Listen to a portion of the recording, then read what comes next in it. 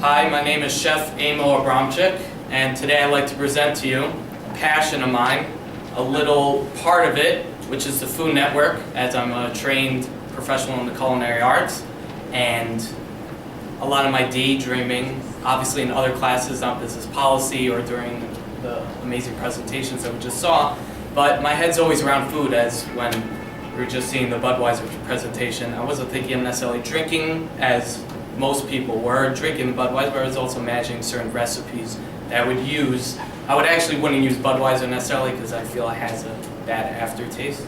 I use it for cooking, but there are other, generally I would use beer for a lot of recipes.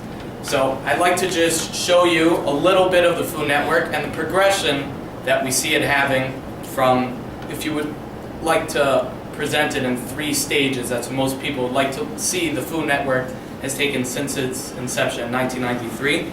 It has 3 stages that we see it in. So I'd like to take you all the way up to the new age, which is actually starting right around now, that 2012, 2013, it's taking a new direction.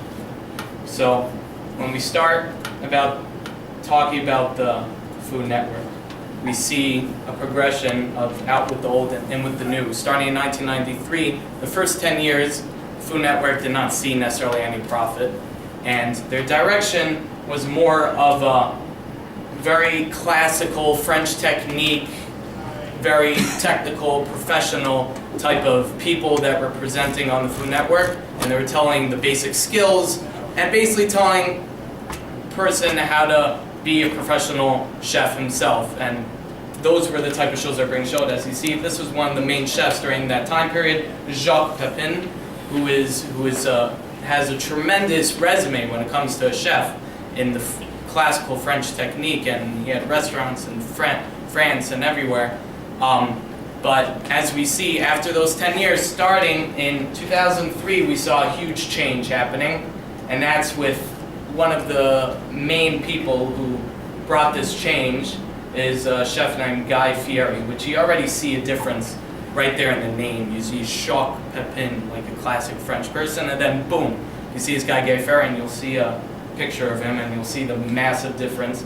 And this new age, the second stage of the Food Network, was more leaning towards the celebrity chef era, is what they like to call it, is taking more out of the technique and the actual cooking and creating personalities that people were drawn to, and the typical citizen can now relate to the food industry and chefs, and to relate and be able to bring them to their own house and to relate to the personalities behind the food. And that's just to get a capsule of this guy. This guy is completely off the cuff. He's always like throwing at like he drives like this gorgeous like red like sports car in one of his shows, like he has a lot of different other hobbies that he has, and a lot of his character comes out in his shows that they show on the Food Network. And here's another difference just to show, again, the Food Network is obviously, it's a TV program focusing on programming of food. So that's, again, Jacques Pepin in his classical, very toned down kitchen, and he's teaching the classic technique of basting a chicken with butter and all these techniques. So then you move on to Guy Fieri, and he's just having a crazy time. You see fire everywhere, things exploding. He's talking about sports, everything that people are interested in. And now we see, obviously, when it comes to the Food Network, you don't just see a difference in the person and then a difference in the program and everything else that goes along with the program, but obviously it comes down to the food.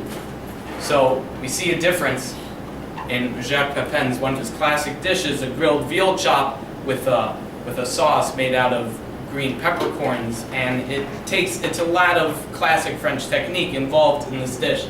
And then you come to Guy Fieri, one of actually the things that he featured on one of his shows is he got people from the outside their own opinions, and he wants them to tell him what type of recipes you want me to come up with now, just to have a more down-to-the-earth recipes that everyone could incorporate into their parties and everything. So one of his big things was the Guy's Big Island Ritz pork butt. It's obviously pork, okay? I understand we're a kosher institution, kind of, over here. But one of the things I wanted to bring out is pork is a very layman's type of meat. It's very cheap, very easily accessible meat that everyone uses, so that is another aspect in this recipe. And there we go. It's using a classic Ritz cracker. I mean, come on, you can't get any more classic than that, the pork, and he's just putting his own character into the dish, and also using technique as well, but that's not the focus. The focus is just this thing that stands out at you and something you can do yourself. And now we come down to this third stage of the Food Network, which we're seeing now in the 2012-2013 era, which people were moving away now a little slowly away from the celebrity chef. People think it's more as a trend in the food industry in general, that everyone it was more a fad that was going on in the food industry. And now everyone knows, the whole world, it was a big fad and everyone's into it. Everyone is knowledgeable about cooking. It's not as it used to be that, you had the couple few that were into food and, knew what they were doing around the kitchen. Nowadays, in America especially, it's a huge thing. Everyone knows, everyone's a critic when they go to restaurants. So it became that they couldn't rely on just a celebrity chef anymore doing the techniques and also his character coming out of the food. They can't rely on that anymore. They needed to move on, and they saw huge dips to 16% in going on in this past year. So now in 2013, one of the new stages that we see coming in is one specific thing that they're starting to focus on is the health food industry, which is a huge explosion in this day and age we see going on in America, in the Food Network in general, in the food industry in general. You see concentration on health food and healthy lifestyle. So now the Food Network is really trying to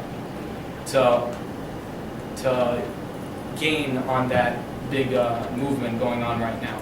So what do we see is before stage up to 2013, there was this big celebrity chef. You want to think Southern cooking, is that healthy? Not with this person. Paula Deen was a huge celebrity chef in the celebrity chef era, and she was very into Southern cooking. She was a Southerner, and she was all into the butter and the frying and everything that everyone has this idea of what Southern cooking is all about, and that's what she was about. And she actually saw recently, besides for a huge scandal that most people know about that was in the news, that some racist comments that she meant, but even before that happened, there was a 15% drop in the viewing of her show, even before the whole scandal. So we see it's not just the scandal, but there is a slow moving away from this unhealthy lifestyle, as we see in one of the top celebrity chefs during that era. So now we move into the new age of Southern cooking that we have actually in one of the most recent programs that the Food Network aired, which is the next Food Network Star, which also shows the next movement of the Food Network is gearing more towards what the whole world's going after right now is reality TV. And that's what one part that they're focusing on is they're showing much more of these reality type shows with gang cooks together and competing in reality settings, such as the next Food Network Star, which was a competition of different chefs, and professional chefs, and they had a whole competition amongst these professional chefs, and they were going to pick one to become a new character in the Food Network. So that was a combination of finding their new character from the new age, and also they're airing these new programs geared more to the reality shows, such as Chopped also is another big example of a very popular show. So one of the winner of this past show is actually a Southerner, and as we see here, her quote, she's quoted as saying, "I really hope to introduce the people to the nature of Southern produce." What her point is that people tend to not understand about Southern cooking is that in the South they have a tremendous amount of produce. And usually, if you grew up in the South, it's more of it's not necessarily such a higher class lifestyle. It's more middle class to poor lifestyle.